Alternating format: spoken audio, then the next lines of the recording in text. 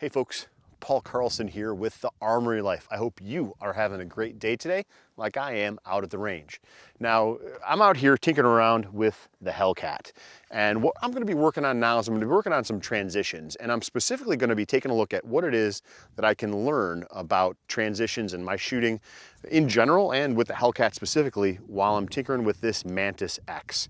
You can use the Mantis X in dry fire mode, you can use it if you have a cool fire trainer, and you can use it in live fire mode as well. And that's what we're gonna do today, and we're gonna take a look at some of the information that it can give us. I think it's a pretty handy tool, and it might be something that you want to add to your quiver of tools you use to help improve your shooting. Let's check it out.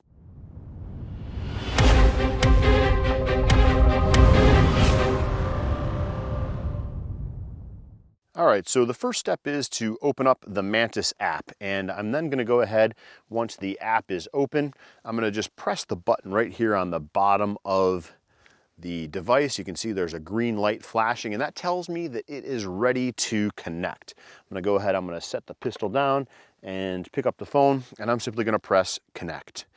It searches, and pretty darn quickly it gets itself connected.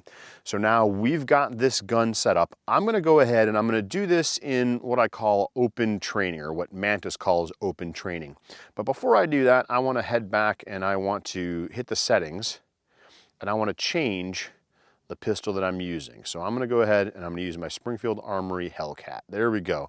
All right, now I head into training and open training, and here we go. So I'm gonna shoot basically a simple set of drills. I'm gonna go ahead and I'm gonna work, because I've got the Mantis on the gun, I'm gonna work from the high compressed ready.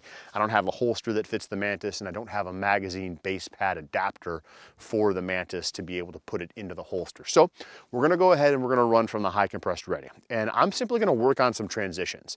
I'm gonna shoot on the target, one shot on the high center chest, which has the big number 3 in it, and then I'm gonna transition up and right to the L.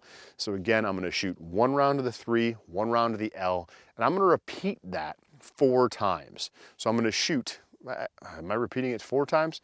I'm gonna fire 4 shots. I guess I'm gonna repeat it twice, right? 3L, 3L. And I'm gonna take a look at the information that the Mantis gives us. So let's go ahead and check this out. So I'm gonna go ahead and on the Mantis, I'm gonna press start. 13 round magazine going in. All right, we're loaded.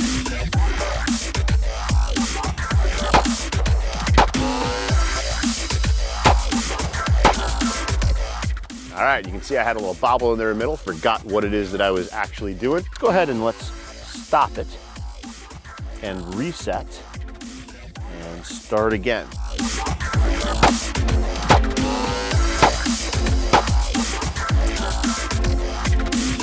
Stop it, reset it. You should have enough rounds for one more go at it with this 13 round magazine. Here we go.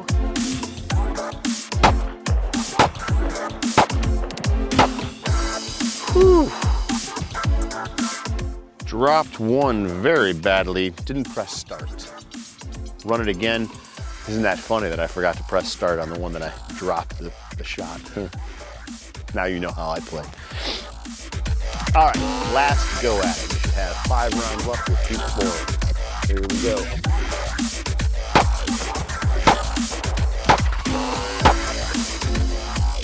All right, shot it clean, thank goodness. Go ahead and set the pistol down.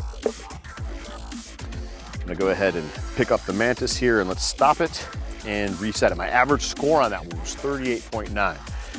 Really interesting stuff. So let's go ahead and we're gonna go back into my history, and let's turn the filters off. There we go, we'll change to the Hellcat filter. Cool. So now basically it's gonna give me all of my training just with the Hellcat. And you can see the trend in that training is low and left shots. That's not the gun's fault, that's my fault. And we can take a look at the group that I did. We've got 3 shots. Looks like we had 1 shot that didn't register, 4 shots, and 4 shots. Let's take a look at this middle one where I scored the best. 4 shots altogether, 46.9 average. You can see that I've got a breakdown of the timing of the shots. I can see the direction that I'm missing. I can go ahead and I can see where my scores are for each of the shots. So my second shot in the string was the lowest scoring shot. That was the worst. The average shot was the first one. And then I can see the movement on the hold, which is in blue, so that's before the shot breaks, and then the movement on the trigger press. Now, interestingly enough, in all of the shooting that I just did, I only had 2 misses. And so part of the key with the Mantis is making sure that we understand what level score we need to get the hit we need to get. You know, it's great to have a score of 100, but if I take too long to get that score of 100, then I'm wasting time, right? I want to work as quickly as I can to get the hit. The target is primarily hits, so there's not a whole lot of horror there. In this group, you can see, again, we've got 3 different colors here. You already are familiar with the blue and the yellow. The blue is the hold before the trigger press. The yellow is the movement of the gun during the trigger press. The red is the movement during recoil, and the X is actually where the gun was pointed when the shot broke. And so you get that breakdown for each of the 4 shots. So the biggest thing that I'm picking up from the Mantis here as I ran these drills, and it's not a surprise to me, is the fact that when I'm pressing the trigger, the gun is moving low and to the left. And the solution to that, for me, in my opinion, is not to try and smooth out the trigger finger. It's not to, try and do anything other than clamp down on the grip of the gun. That's gonna be my goal. So what I'm gonna do is I've got the 11-round magazine stoked up, and I'm gonna forget about the transitions right now.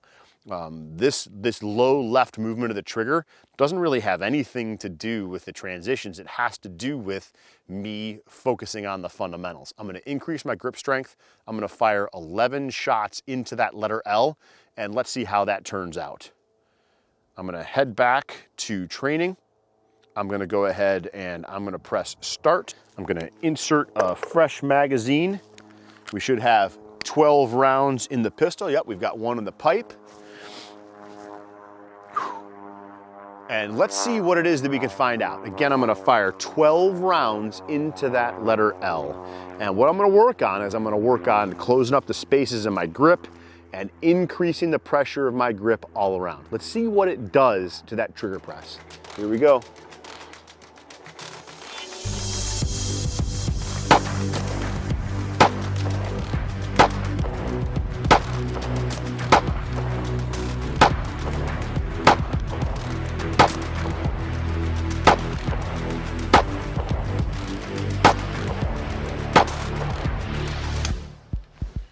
All right, not a bad trigger press there on the end, even when the gun was dry.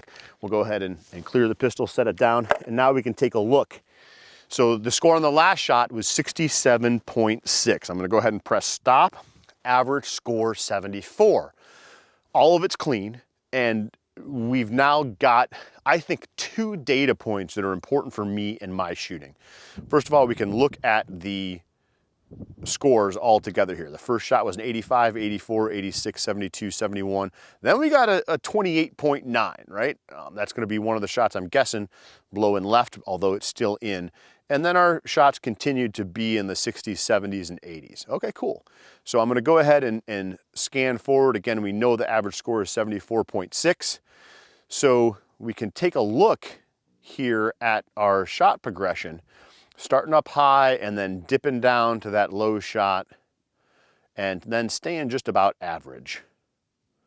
Trigger press movement is much smaller, so the 0.5, everything's below 0.5 inches. Possible causes slapping the trigger, and trigger movement, most of the time I'm less than half an inch, the hold movement, except for a couple of shots towards the end.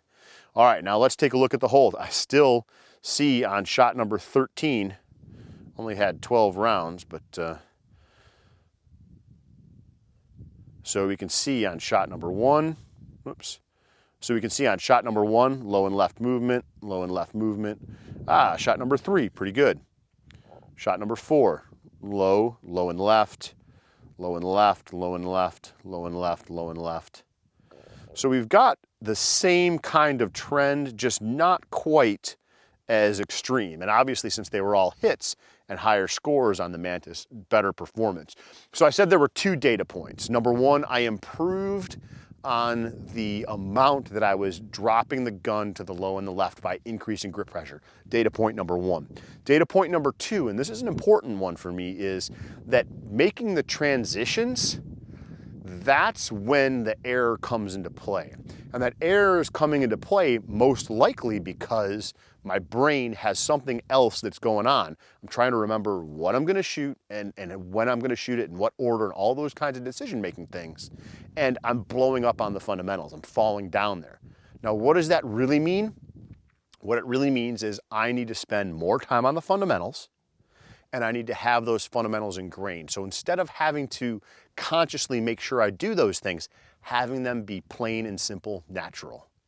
I need to make sure I increase the pressure of my grip and make that constant. You know, being out in the cold, dealing with gloves, all those things, it changes stuff. It makes it more difficult to shoot. And it's pretty cool that I've got a tool like the Mantis to help me to understand that.